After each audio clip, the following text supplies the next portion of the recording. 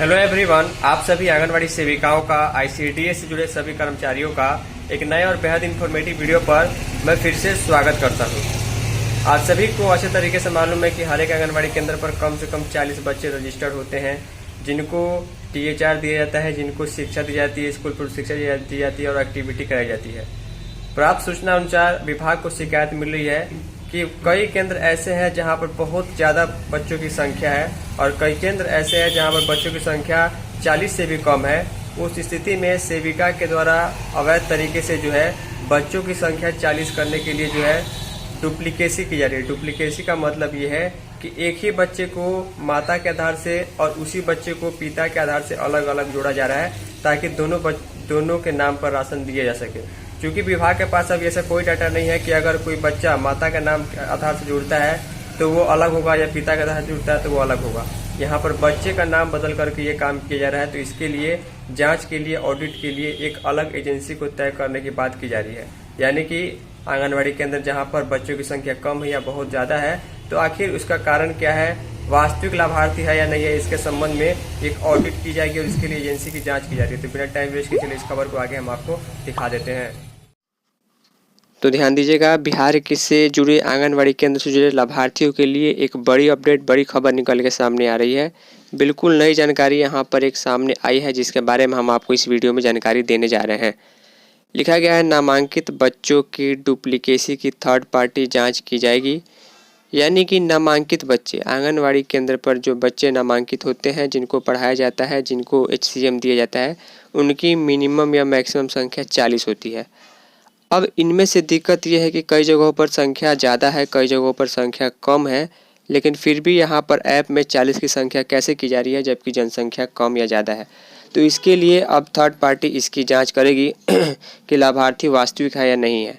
ध्यान से सुनिएगा, चाहे eKYC हो या FRS करके THR वितरण करना हो या लाभार्थी को ऐड करना हो, रजिस्टर करना हो, इसमें भी डुप्लीकेसी डिपार्टमेंट को नज़र आ रही है, इसकी जाँच की जाएगी।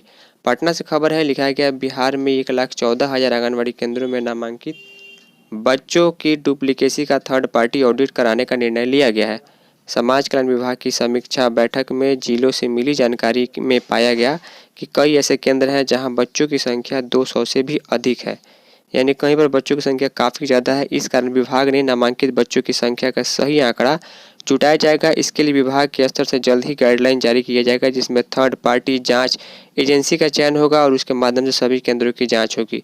थर्ड पार्टी का मतलब ये हुआ कि एक अलग जो है संस्था का चयन किया जाएगा, जो सिर्फ आंगनवाड़ी केंद्र से जुड़े लाभार्थियों की जाँच करेगी, जो सही है या गलत है। सही बच्चों को मिलेगा प्रोत्साहन, डुप्लीकेसी पर कार्रवाई होगी। विभागीय अधिकारियों के मुताबिक जो है हर केंद्र पर कम से कम 40 बच्चों का नामांकन होना तय है। इसके लिए इससे कम बच्चों का नामांकन नहीं होना चाहिए। इस कारण कई केंद्रों पर सेविका सहायिका डुप्लीकेसी कर रही हैं और बच्चों की संख्या बढ़ाकर दिखा रहे हैं।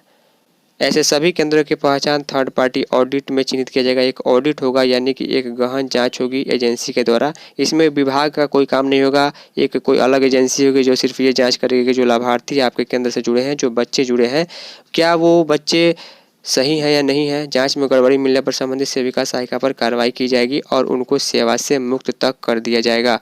साथ ही इसमें उस केंद्र से जुड़ी LS CDPO से भी शोकॉज मांगा जाएगा। स्पष्टीकरण से संतुष्ट नहीं होने पर विभागीय स्तर पर इनके ऊपर भी कार्रवाई की जाएगी। केंद्र पर सेविका सहायिका डुप्लीकेसी कराने के लिए एक ही बच्चों का नामांकन माता पिता के दोनों आधार पर किया जा रहा है। इस कारण एक ही बच्चे को 2 बार या दूसरे केंद्र पर नामांकन हो रहा है। देखिए, मुख्य बात जो है यहाँ से यहाँ तक लिखी गई है, मैं फिर से आपको बता दूँ। लिखा गया है कि एक ही बच्चे को उसके माता और पिता दोनों के अलग अलग आधार से रजिस्टर किया जा रहा है, या एक ही बच्चे को 2 बार या 2 जगहों पर रजिस्टर किया जा रहा है। मान के चलिए कि यहाँ पर मैं एक एग्जाम्पल बताऊँ कि किसी बच्चे का नाम अगर आयुष कुमार है, अगर उसकी उम्र जो है 4 वर्ष है, तो ये बच्चा जो है 3 से 6 वर्ष की कैटेगरी में आ जाता है और यहाँ पर इसको HCM भी दिया जाएगा, इसको पढ़ाने के लिए भी बुलाया जाएगा। तो एक बात यहाँ पर आपको ध्यान देने वाली है, विभाग ने ये कंप्लेन पकड़ा है कि इसी बच्चे को एक बार जो है उसकी माँ के आधार से जोड़ा जा रहा है, eKYC FRS किया जा रहा है, और इसी बच्चे को एक बार जो है उसके पिता के आधार से जोड़ा जा रहा है या eKYC FRS किया जा रहा है या नाम बदला जा रहा है। यानी कि बच्चा वही है, लाभार्थी वही है, एक बार माँ के आधार से KYC FRS, एक बार पिता के आधार से किया जा रहा है। तो डिपार्टमेंट को ये लगता है कि यहाँ पर अगर ऐसे कोई लाभार्थी हैं जिनको एक ही माता पिता के अलग अलग आधार से जोड़ा गया है, यानी कि फॉल्स रजिस्टर किया गया है, तो वहाँ पर सेविका के ऊपर कार्रवाई की जाएगी और इसी की जाँच के लिए थर्ड पार्टी एजेंसी को चयन किया जा रहा है। यानी कि एक और बात यह है कि मान के चलिए कि एक बच्चे का नाम जो है आयुष है, उसका उम्र 4 वर्ष है, तो एक केंद्र संख्या जिसकी संख्या मान के चलिए कि 175 है, यहाँ पर लाभार्थी को जोड़ दिया गया। लेकिन इस बच्चे के पेरेंट्स काफ़ी होशियार हैं, इन्होंने किसी अन्य जगह पर जाकर के, मान के चलिए अपने गांव में कहीं भी जाकर के, उन्होंने 265 केंद्र संख्या पर इसको फिर से जुड़वाया। यहाँ पर इस केंद्र संख्या पर माँ के आधार से, इस केंद्र संख्या पर पिता के आधार से उसको रजिस्टर कर दिया। दोनों जगह से पोषाहार पा रहे हैं। तो डिपार्टमेंट को ऐसे लाभार्थियों को पकड़ना है और ऐसी सेविकाओं सहायिकाओं पर भी कार्रवाई करनी है। तो इसी संबंध में ये जाँच के रिलेटेड खबर थी। उम्मीद करूँगा आप लोग अपना काम सही तरीके से कर रहे होंगे, कोई फर्जीवाड़ा नहीं हो रहा होगा। इस वीडियो